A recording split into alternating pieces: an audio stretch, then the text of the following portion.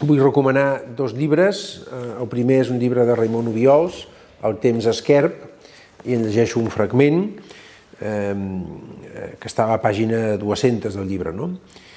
Encara continuem inscrits en aquest treball de superació d'un conflicte històric que ve de lluny i perdura com a repte.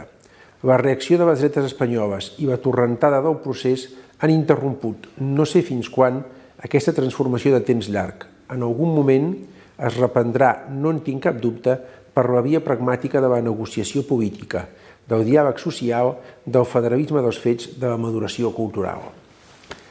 Raimon Obiols, El temps esquerp. I la segona recomanació que vull fer és la biografia de Tarradellas, de Joan Escovies, Tarradellas, una certa idea de Catalunya. I llegeixo un fragment de la pàgina 895. La seva política passava per obtenir àmbits d'autogovern per Catalunya i demostrar que des de la Generalitat es podien gestionar amb garanties. I basant-se en això, demanar i obtenir més de qui ostentava el poder i, per tant, la capacitat de cedir competències al govern d'Espanya.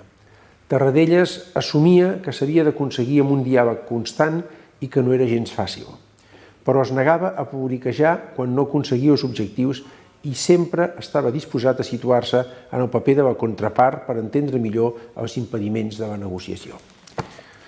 Tarradellas, una certa idea de Catalunya, de Joan Escovies. Bon Sant Jordi.